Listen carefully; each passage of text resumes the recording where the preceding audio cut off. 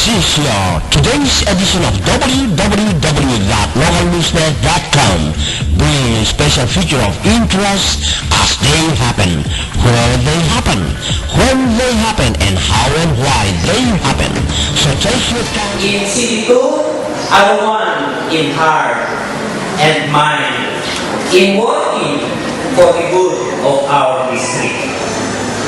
We in Alakapan are overwhelmed with happiness and joy and gladness, for today we are with brilliant administrators of the 2nd Congressional District of Cagayan.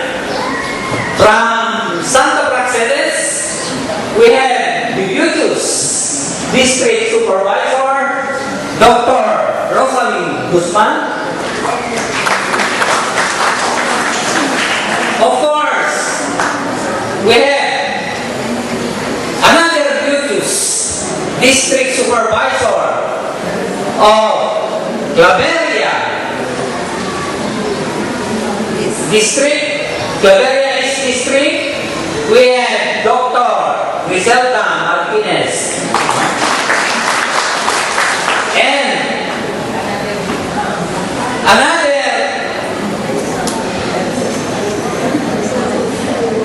member of the K-12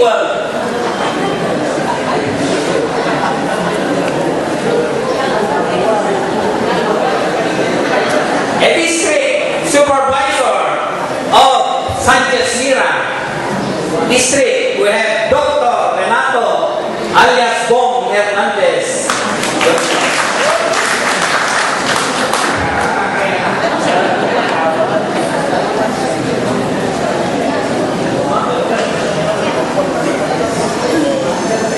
Another beauteous District Supervisor of Pamplona District, we have Dr. Irene Bazis.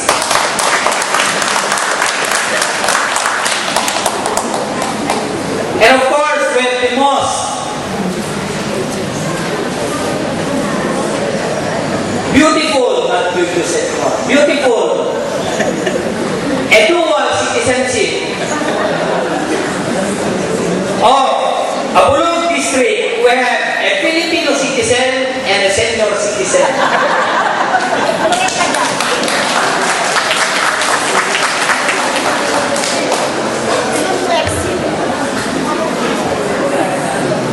Ma'am Bealpre,